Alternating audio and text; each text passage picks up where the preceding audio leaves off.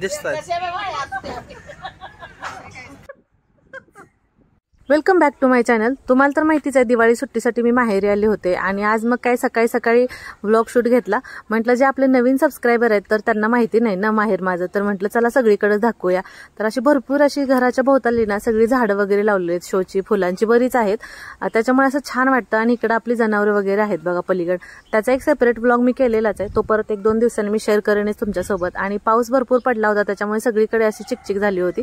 आणि हे बघा इथे एकच पपईचं झाड आहे, मी म्हटलं चला पाठीमागे जाऊन बघूया। तसं तर मला तुम्हाला रामफळाची झाडं दाखवायची होती, पण हे जिन्याच्या साईडला अशी झाडं आहेत आणि मधून अशी स्पेस आहे, त्याच्यामुळे असं भरपूर म्हणजे फिरायला छान वाटतं। आणि हे सृष्टीवाहिनीच्या अप्सरांचं घर आहे कोंबड्यांचं। आणि हे बघा हे जास्वंदाच्या फुलाचं झाड आहे, फुलं भरपूर ह्याला लागतात। आता मी विचार करत होते की जाताना मला घेऊन जाऊया म्हणून, कारण घरी तिथं जे आहे माझ्या सासरी ते झाड थोडंसं जळून गेलं होतं, मला दुसरं लावायचं होतं म्हणून। आणि हे घराच्या पाठीमागे घास गवत वगैरे आहे इकडं। आणि हे बघा घराच्या पाठीमागची रामफळाची झाडं, एकदम छान वाटतं बघितल्यानंतर। काय खायला टाकले काय त्यांना, बसायला ये लागले तिकडं, मी पळून जाते कोंबड्या।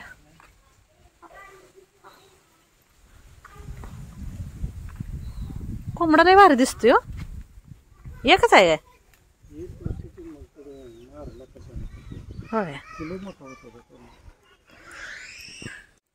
होय होय रेडी पाणी पिली नव्हती रात्री, रेडी पाणी पिली नाही काय नाही, कसली कटकी घातली जातात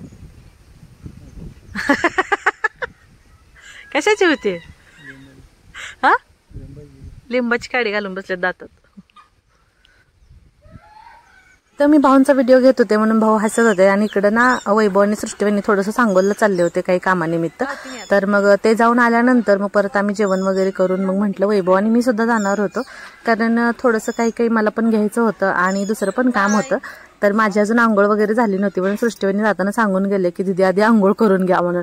इकडे आल्यापासून काही कशाचा काही ताळमेळ नाही, निवांत असते, 8-8:30ला उठायचं, 10-11 वाजता आंघोळ करायची, असं म्हटलं काय तिकडे गेले की परत आपलं रुटीन सुरूच असतं। गॉगल बघू इथं काय आम्ही सगळेजण जेवायला बसलो होतो आणि असतंच तीच चालू होतं गॉगल घालायचं वगैरे इकडे तिकडं। आणि तुम्हाला म्हटलं तसं वैभव आणि सृष्टीवाहिनी जाऊन आले आणि त्याच्यानंतर मग आम्ही पण जेवण करून घेतलं आणि मग पटकन वैभव आणि मी सुद्धा आवरून निघालो। आरोला आणि असताला घरीच ठेवलं होतं, तर म्हटलं ना तुम्हाला माझं थोडंसं काम होतं, कारण मी ना उद्याच्याला आजींकडे जाणार होते माझ्या आजोळी। तर माझ्या डोक्यात होतं की थोडंसं आजींसाठी वगैरे काहीतरी घ्यावं म्हणून आम्ही सांगोलला निघालो होतो। आणि हे बघा आपलं सांगोलचा रोड आणि वरती आबाळ वगैरे आज एवढं छान दिसत होतं, म्हणजे असं वाटायचं मला किती शूट घेऊ आणि किती नाही। आणि जाता जाता मग कॉलेजकडे पाहिलं आणि कॉलेजच्या त्या जुन्या आठवणी जाग्या झाल्या।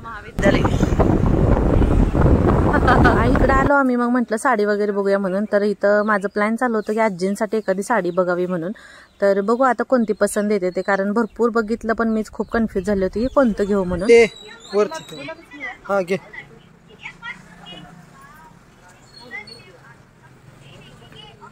हा बोला काय नाही, चांगलंय चांगलंय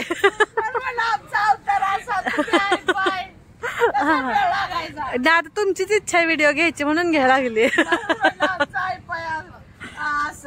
असं काय नाही, गावाकडचं जसं आहे तसं घ्यायचं असते। मी वय हा अच्छा वैभव म्हटला भाजी वगैरे घेऊन जाऊया म्हणून मग मंडईत आलो होतो। आणि मला वाटतं जवळजवळ मला मंडईत येऊन 10 ते 15 वर्ष झाली असतील। आणि इथं आले तर ह्या बघा ह्या आपल्या सबस्क्रायबर काकू भेटल्या, काय त्यांचं ते बोलणं आणि त्यांचं एवढं प्रेम बघून खरंच मला खूप छान वाटलं।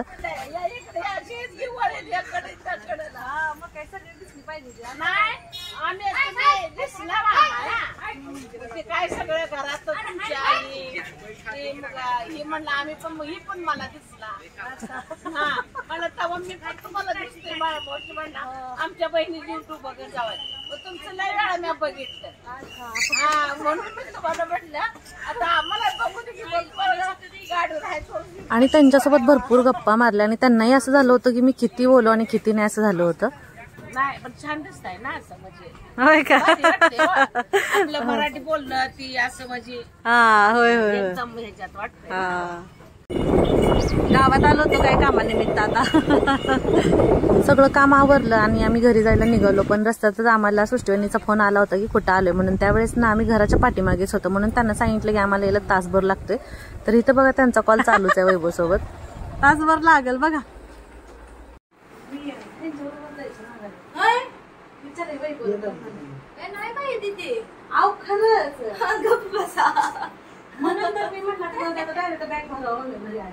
आता विषय इथं असा झाला होता की वैभवला मी डोळे मिचकवले आणि त्याला म्हटलं सृष्टीवहिनीची थोडी गंमत करूया आणि सृष्टीवहिनीला मी सांगितलं की मी आज अचानक चालले सासरी म्हणून, कारण ना आस्ताचे पप्पा काका वगैरे येणार होते इथं, आपल्या इथं पूजा होती म्हणून. तर म्हटलं मी त्यांच्यासोबत निघाले. त्यांना काही खरं वाटत नव्हतं, पण आम्ही फोर्सफुली त्यांना ती पटवून द्यायचा प्रयत्न करत होतो. तर आता पुढं काय होणार आहे मजा ती तुम्हीच बघा. फोन करूया वैभव विचाराय वैभव स्वतः बोललाय पण काय म्हणले मला म्हणलं तर बॅग आवरून ठेव. आता निघाले ते, आता मला वाटतं सांगवायच्या जवळ द्यायला कवा बी येते मी. आता माझे कपडे थोडी दिवाळी देत असताना थोडीफार भरा नाही तर आता काय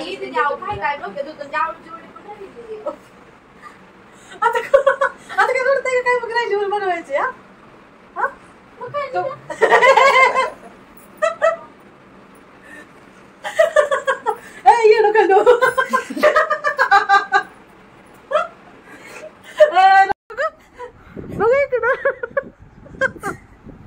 नंदन जाच केला बघा सृष्टीवैदीला.